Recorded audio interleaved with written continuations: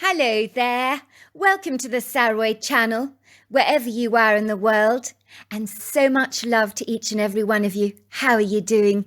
I hope you're doing very well. I'm doing great, thank you very much. And you know the rules. I want you to go and spoil yourself, because spoiling yourself is a part of life and it's what we all deserve. So go and get yourself that effervescent, fizzy, sparkling drink, or a lovely warm cup of cocoa, because I've got a fabulous story for you tonight. You may be lying back on your bed, closing your eyes, relaxing and listening to a story. And that's also just so great, because that's what stories are all about. They're all about letting go, enjoying yourself and being one with yourself. So this story you're going to love. And let's get started with tonight's story. Dear Sarah and all your lovely listeners, Paul Johnson stood in front of the vast ocean expanse of Ocean City in Maryland. He knew he shouldn't be here, but he'd made a quick diversion on this trip, and why not? Sometimes a touch of sea air could rarely heal the mind more efficiently than 1,000 psychologists. He had grown up here as a young boy. His childhood memories wistfully lingered over that broad walk and the long ribbon of Golden Beach sand that stretched out before him for an eternity. By all accounts, it had been a good childhood, before his mother had so inauspiciously been taken from him. The poor unsuspecting woman, nimble but slight in her delicate frame, had been washed away by a heavy-duty tempestuous sea current when she went for an early morning dip, many years ago. Very early in the morning, when the sun had just risen over the escarpment, long before any of the tourists had risen from their beds, soon to congregate on the beach in large clustered gatherings to sunbathe on the sand and soak up the warm, glorious sunshine like hungry lizards. My mother had evaded it all to her detriment, as she abhorred crowds in every regard. Suffice to say, if she had been swimming at the right time of day, a pair of strong, sturdy arms from a strapping man would almost certainly have saved her life, as my mother's petite, slight form was no match for a powerful ocean wave, audaciously determined to sweep her further and further out to sea, fueled by powerful hostile wind currents. Paul was certain that every part of Ocean City absorbed the energy of those who had bathed their bodies in her salty waters here and sipped her clean, crisp, fresh air. Even though he'd been away from her for many years now, more than he cared to remember, there was something nostalgically evocative about this place that clawed itself under your skin, which had made Ocean City like home to him. Nowhere else in the entire planet hugged his wavering soul like Ocean City did. As a young boy, if his heart had ever been grievously discouraged, he had sought wise counsel from the ocean. For although she never physically aged, Paul knew that the ocean was the wisest, oldest soul on the planet. For water is the very embodiment of life itself, as even the human body is about 60% water. He saw the ocean as a living thing, with a pulse and a heartbeat, much like his own, from the glittering sun on its surface to the thriving dimensions below, as the sea to him represented majesty, mystery, abundant life, as every living thing on earth originated from this watery substance, upon which all life remains wholly dependent and attached. Against his better judgment, Paul was exceedingly grateful to have taken a diversion on this trip, rather than going straight to Ohio. It had been an off-the-cuff decision he certainly did not regret. It was a relief to be back at the only place in the world he truly regarded as home, for the essence of this place lingered in his DNA, with an indelible watermark that could not be shifted. It was certainly easier to procrastinate than to come to terms with everything that had transpired in the last tumultuous year of his life, when his whole world had collapsed, crashing down on him like a pack of cards. The way that Paul looked at it, procrastination could be a helpful tool when you really wanted a reprieve, an escape if you like, or your attention to be skillfully diverted, dragged away from the horrifying thoughts that had haunted his darkest nightmares in recent weeks and months. When Paul looked at himself in the mirror, he wasn't pleased with what he saw staring back at him. The fullness of his cheeks that had given him that cute baby face had lost its buoyancy with all his recent weight loss. Even his chino pants were almost hanging off him, It was the belt around his waistband that helped to keep everything up. All that had unrolled over the past year, like a scroll to a screenplay, had much more in common with a gruesome graphic scene from a Stephen King novel than any bearing with our reality. He shut his eyes tightly, as if to will away the ominous impressions of that dreadful, despicable, fateful day that he'd been enlightened about all those months ago, when he'd first heard the sobering news. It had been so astounding that for him he had wondered if it could possibly be true. He had been assured by the estate's attorneys that it most certainly was. Even though the details of the inauspicious macabre events had been clandestinely, rather artfully covered up by an agenda-driven press.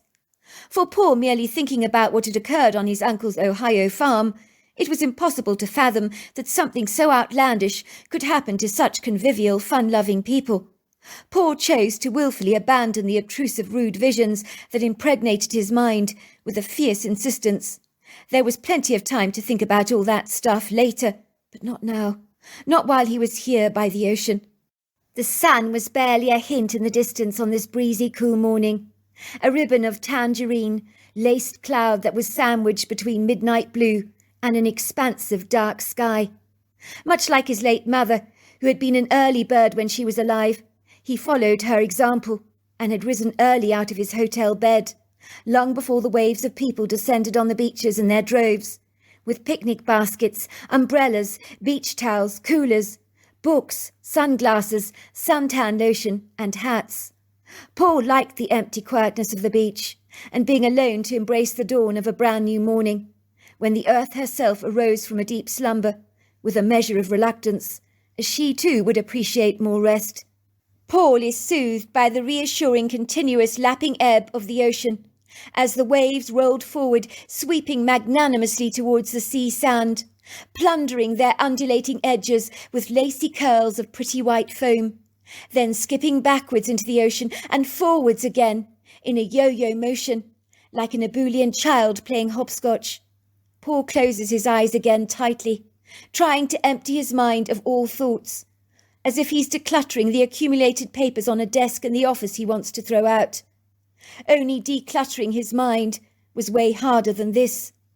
For weeks now his peaceful slumber has been hostilely disturbed, unfairly robbed of any tranquillity, and most nights he's laid in bed tossing and turning, in the pooling turmoil of his own inflamed sweat. Paul craved peace, like a woman on a diet might salivate and yearn for a piece of sinful, decadent and rather gooey chocolate cake.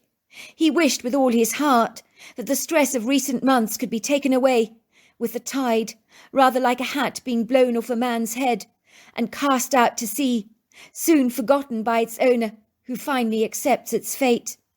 Just for once he's going to allow himself to thoroughly enjoy the privilege of this peaceful solitude, the contentment of this blissfully refreshing morning, to wash over him like an ocean wave, with its fragrant saltiness, while a soft breeze jiggles the tendrils of blonde curls that lick against the back of his neck.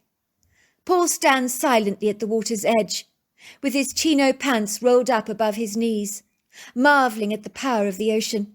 Like many things in life, the ocean can greet you warmly, like a long-lost congenial friend, caressing and anointing your feet with her cool water. But rest assured, she is not adverse to taking away from you either. She can be mean, ruthless, unmerciful at times.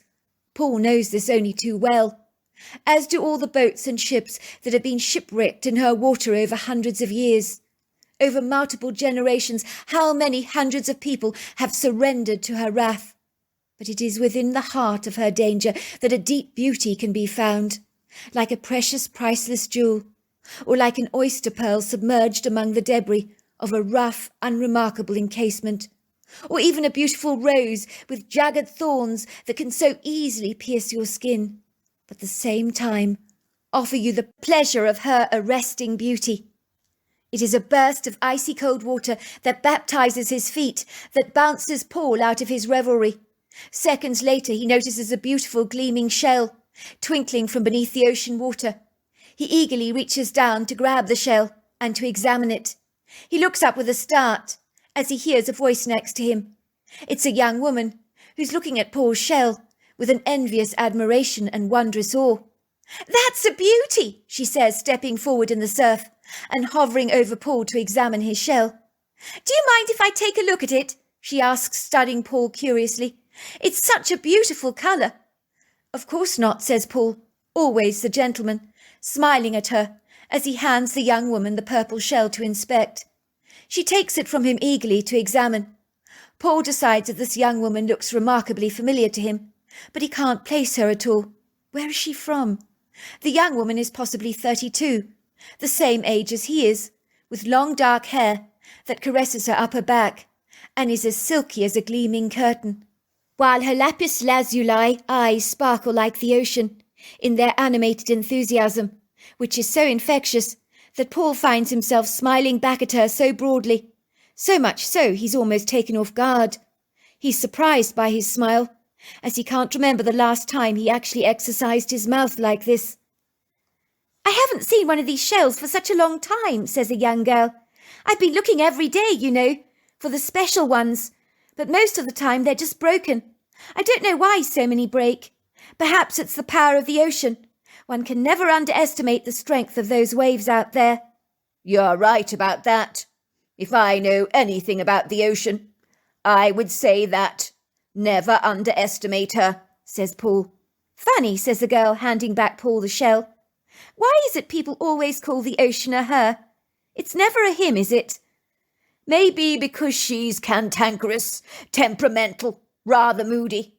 One minute she can be calm, the next choppy and tumultuous. Just like woman," Paul teases. "You're cheeky," says the girl, grinning. "I'll have you know, not all women are moody." "I was only pulling your leg," says Paul.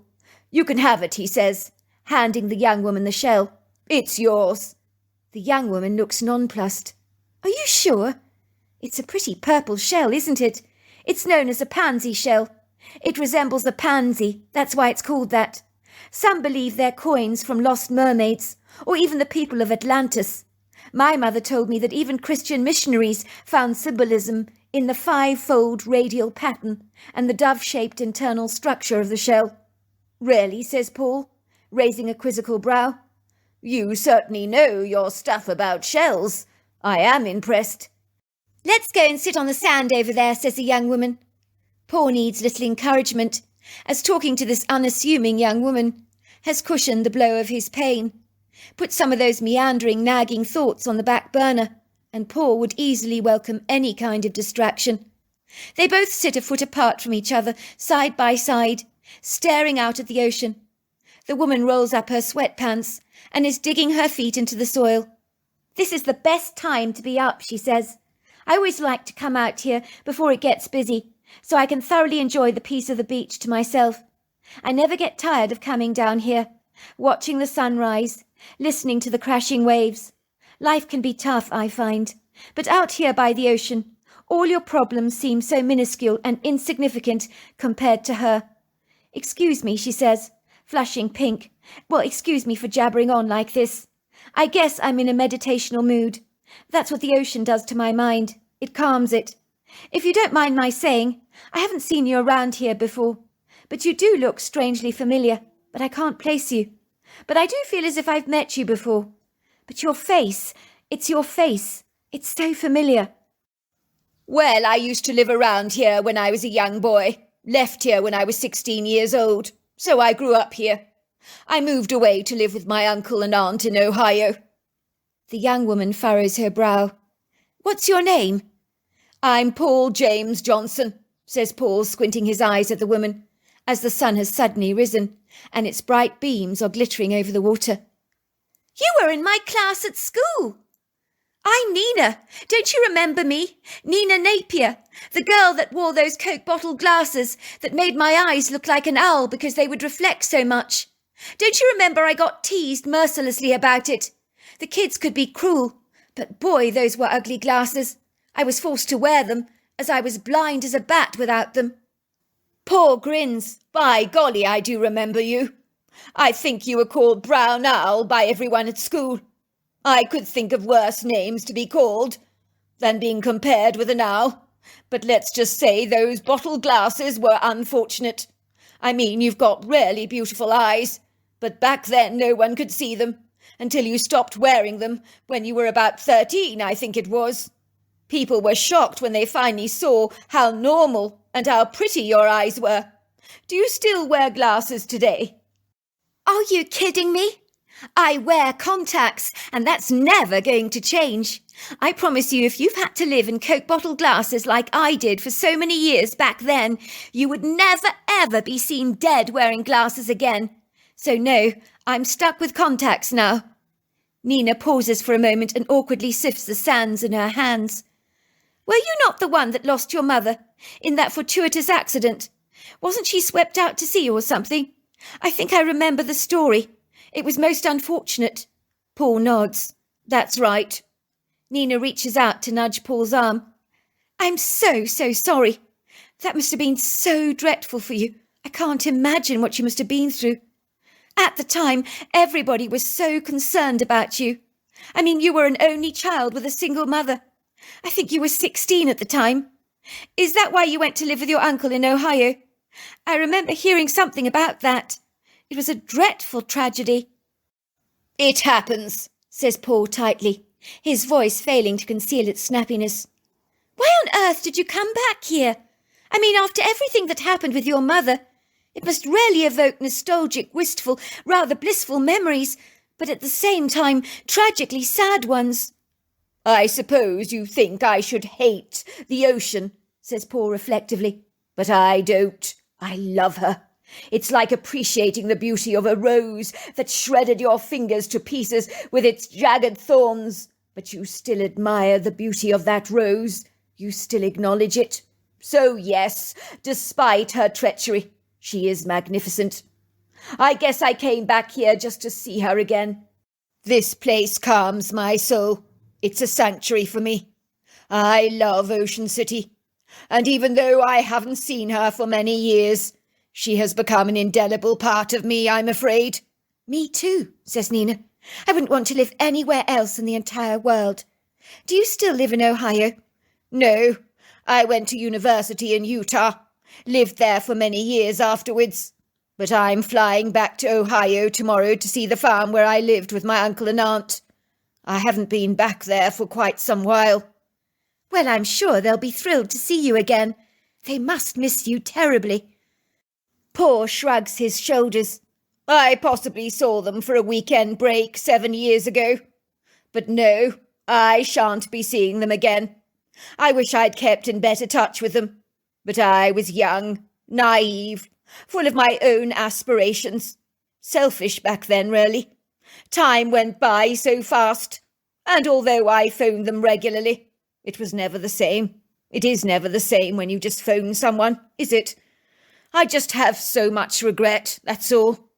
It's hard to forgive myself for my apathy. I was like a son to them. They didn't have any children of their own. I let them down so dreadfully. I'm so bitterly disappointed in myself for being so caught up in my own life that I almost forgot about them. Well, I didn't really. I never forgot about them. But they may think I forgot about them, and that's a problem for me. Goodness gracious, you really are hard on yourself, aren't you? Don't beat yourself over the head about it. It's not something you can't easily rectify. I'm sure you can make amends when you see them again. It happens when people move away, you know. They mean to keep in touch, but all their good intentions fly by the wayside. I went to stay with a cousin of mine in Sweden. I promised to keep in touch with her. And then guess what? I failed abysmally. I admit it. At the time, I was heartily convinced we would stay connected forever. But life grabs hold of you, doesn't it? You get caught up in your own world. You should get in touch with her again, says Paul, before you regret it, like I do. Wait a minute, says Nina, looking at Paul with a furrowed brow. What do you mean by what you said earlier? You shan't be seeing them again. Your aunt and uncle, they're not. They're both dead, says Nina, looking agog. Both of them dead? That is so dreadful. She stammers for a brief moment, as if not knowing exactly what to say. First losing your mother like that, and now this? This is insanely cruel. It's not fair. Paul nods. They're dead, all right. But what happened? Was it an accident of some kind? If they both died together? Paul pauses for a moment. You really want to know, do you? Nina nods. Of course I want to know. Well, my aunt and uncle were found in the woodgrove on their property. They'd been brutally murdered, their heads torn off their necks, their body parts splattered all over the trees. There you are. You want to hear that? Nina stares at Paul in abject horror. Are you kidding me? It sounds like something out of a gruesome movie. Do the police know who murdered them? Haven't got a clue. Not a chance of finding out either. They're all bloody useless, the whole lot of them, says Paul. My uncle and aunt had no enemies, so there's no one suspicious. Well, they must have had one enemy at least, said Nina. If you ask me, decapitating someone's head is definitely a sign of intense hatred. Who could do such a macabre, vindictive thing? They had to have hated your aunt and uncle. It's bad enough to blow someone's head off with a sawn-off shotgun, but killing your relatives like this speaks of revenge, hatred, spite, jealousy, all the emotions I can think of. It's very bizarre. Of course, the details of the case have been masterfully covered up. They don't want the gruesome death to get out there, as the manner in which they both died could cause undue upset. But someone must know something, says Paul reflectively. That doesn't surprise me at all. You can't trust the press. I learnt that a long time ago. They always have an agenda. There was someone recently bitten by a shark, lost an arm and a leg. They never reported it. They thought it might affect tourism. Why are you going back to that farmhouse, given what happened? Because my aunt and uncle left everything in their will to me, says Paul. They never had kids of their own, so I became like a son to them. They want their ashes sprinkled on the farm, so I've got to oblige their last wishes. I also need to put the farm on the market and do some investigation on my own, as the police clearly aren't doing their job properly. I want to find out what really happened, and who out there hates my aunt and uncle so much they would willfully murder them so brutally. The coroner told me on the telephone she'd never seen anything like it before. She said it looked like their heads had been torn off their necks and their eyes and tongues had been removed. I think it's a symbolic thing to remove eyes and a tongue. It's almost like a cryptic message. The tongue represents shutting someone up. The removal of the eyes is like stopping them from seeing. I can't help wondering if my aunt and uncle were being blackmailed in some way. But by what and by who, I can't imagine. It sounds utterly appalling if you ask me. Are you going back to that Ohio farm all on your own? Asks Nina, looking troubled. I know if it were up to me, I wouldn't advise you going on your own. Have you not got a wife with someone who can go with you? A friend, perhaps, or a cousin? Not married, said Paul. Dodged that bullet with my ex-fiancée. Caught her cheating on me with my best friend. The two of them are now engaged. I've been invited to the wedding. Some people don't have any scruples, do they? They think I'd actually go to that wedding after they stabbed me so viciously in the back like that. I don't want to see the two of them ever again as long as I live. I've been thinking of leaving Utah for that very reason. I don't want to bump into them on the street, do I? Bloody hell, that's tough. You seem to have been through the mince grinder since you were 16 years old. You've had life rough over the last few years. It hasn't exactly been fair on you, says Nina. Do you know, I know people who've never had a bad thing happen to them a day in their lives. It makes me sick. It's like they were born in the clover. It's like when God was handing out the candies, he gave some people a whopping cartload and others a scant few. I think you're wrong, Nina. It may look like that on the surface, but sometimes when we observe other people from our own perspective, it looks like they have it easy. But we don't really know what's going on in their lives or in their heads. People have their own daily struggles, and they do a jolly good job of hiding it from the world. Before I told you my story today, you might have seen me as a man on the beach enjoying a beautiful morning. I might smile at you in passing, but you don't know by glancing at me how troubled my life is, do you? That's exactly what my dad is always saying. He thinks a lot of people have it very hard. He believes life is not easy. on any of us, without any exceptions. He thinks humans are good at hiding their emotions. Look, I know this might be very presumptuous of me, but if you need a friend, I would love to come with you to Ohio. It's only an hour and a half's flight from here, and even by car it's probably just 8 hours. I was intending on taking a break for a while anyway. There's no time like the present. I wouldn't mind coming with you. I think you could do with a friend.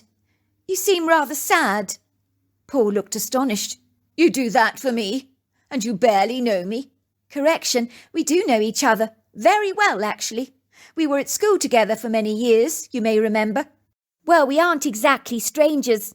We were at school together for about 16 years, and as a friend, of course I'll come with you. I fancy myself as a bit of a Nancy Drew. I could help you do some investigation if you like. I'm curious to find out exactly what happened to your uncle and aunt, like you are. I could help you ask around town, speak to their friends, find out if anyone had a grudge against them. Someone has to know something. Paul's account.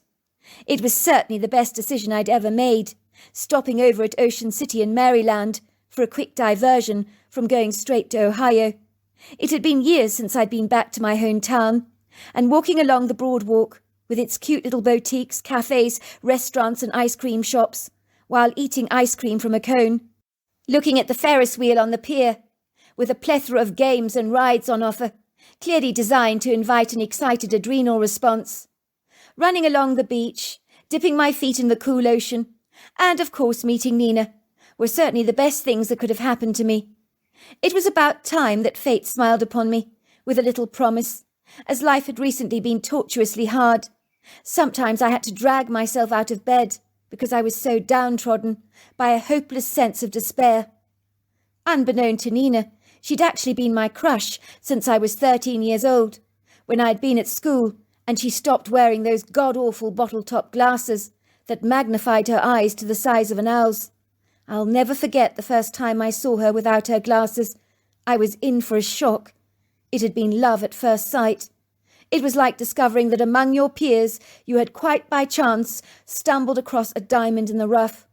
I had thought about her for many long years, even assumed she was married by now, as girls like her don't remain on the shelf for very long. And now with those glasses off her face, the men would be breaking down the barricades to date her. What were the odds of bumping into Nina so fortuitously after about 15 years? It had been a marvellous, auspicious gift from God, seeing Nina again. It hadn't felt like a brief interaction with a stranger either. I felt as if I'd known Nina all my life, even though when I decided I fancied her at 13, I deliberately distanced myself from her, due to my crippling, rather evasive shyness, and a dreadful fear that she would discover that I liked her. I was certain it was written all over my face, as clear as a blazing red traffic light, so I'd always just shrunk in the shadows, ashamed and guilty of the love I felt for her. My life had come crumbling down on me in Utah, in a spate of only a few months, rather like a fabulous 4-layered wedding cake that looked so perfect on the outside, and with one tiny push comes tumbling over, crashing to the ground, and all that is left is a sticky, gooey, grubby, unsightly and crumbly mess that was indicative of my life. By all accounts, my very best friend Rufus thought it was worth ruining our long-standing solid friendship by cheating with my fiancé, so that was a great big stab in the back for me. Then if that was not harrowing enough for me to have to process, it was days after that obnoxious, repellent hurt that the universe dealt me another noxious, unpalatable blow by serving me a rancidly bitter helping of sorrow by the gallon load, when I heard the lamentable crushing news about the manner in which my aunt and uncle had met such a lugubrious end. They were the nearest things in my life to parents, after my mother's inadvertent death. Was it not bad enough that they had died in the first place, but the spine-chilling, abominable, callous way in which they had been killed meant that the pain of their loss was insufferable to me. Someone depraved, warped, nefariously diabolical had chosen to kill them in the kind of gruesome, contemptible way that was more suitable for a work of fiction than with our reality. So there I was in my truck, driving Nina to my aunt and uncle's Ohio soybean farm, where I had let the land out to another farmer to harvest the crop there, as it would not have pleased my uncle to leave that valuable land unattended. Here in Ohio, soybeans is the #1 crop in the state. My heart is fluttering as I drive down the long familiar vertical ribbon of road, representative of the northern Great Plains, full of rich fertile land, ideal for farming, while the areas around Lake Erie have sandy clay beaches, tall clay bluffs, and dunes that run along the shoreland, dramatically different to where my aunt and uncle live. Even though I've not been here for at least 7 years, my heart continues to do flip-flops. Even my knuckles are tightening on the steering wheel. If I didn't know any better, I would actually say I was beginning to have a panic attack. "Are you all right, Paul?" Nina asks me.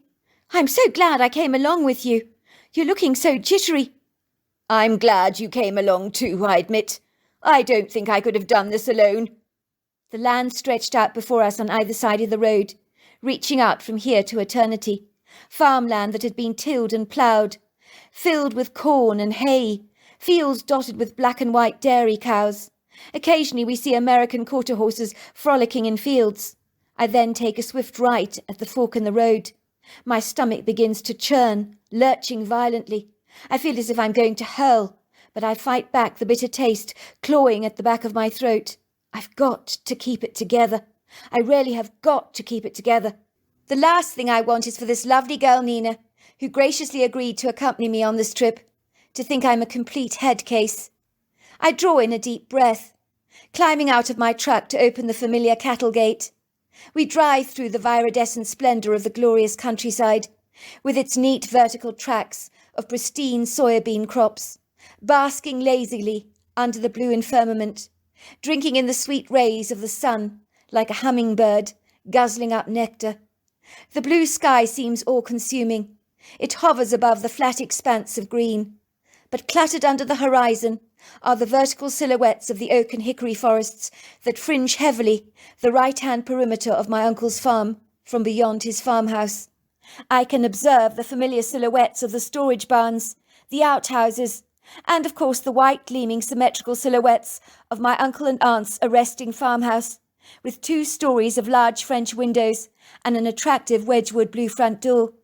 I've lived there since I was 16 years old. The road is rough and unaccommodating as I navigate the rental Nissan truck over the rugged appendages of loose rocks and pebbles. Finally, I've parked the car under the open canopy of the carport as me and Nina walk to the front door. "Are you sure you're all right?" she asks me again. "I'm fine," I say. "Don't you worry about me." I fumble around under the plant pot to retrieve the key, which has been placed there by the solicitor dealing with the will. My fingers shake in my hands as I plunge the key into the lock. I push open the door very slowly. It squeaks in violent protest, as if crying out in agony, in need of its urgent oiling. I'm surprised how muggy, how claustrophobic and close the air is in the house. There's a distinct musty smell, a smell of damp, a smell of mildew.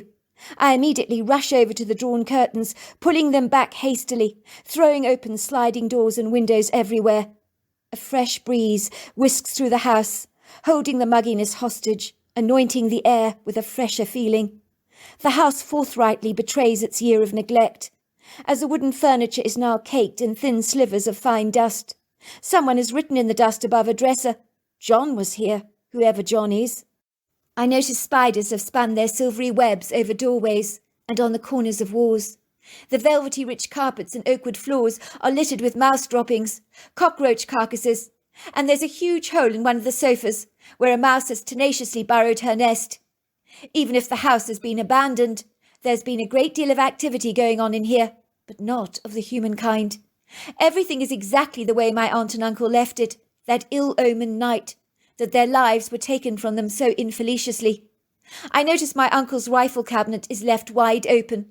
There are bullets haphazardly strewn across the floor, in a higgledy-piggledy disarray. My uncle would never have left bullets lying everywhere like this, in such shambolic chaos, which gives me pause for thought. Did my uncle know his life was in danger that night? By the state of the bullets, it looks like he was caught off guard, and was in a tearing hurry. I am surprised the police have not taken more notice of this bizarre scene. For me, it speaks volumes. It suggests my aunt and uncle knew they were in danger.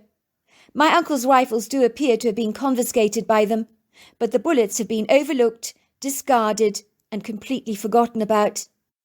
I notice a book open by the side of the upholstered chair. That was where my aunt used to sit and knit or read. It looks like some kind of a gripping detective novel. That would have been typical for her. She loved detective mysteries. There are 2 mugs lying on the coffee table, and remaining ashy embers of an old fire line the grate.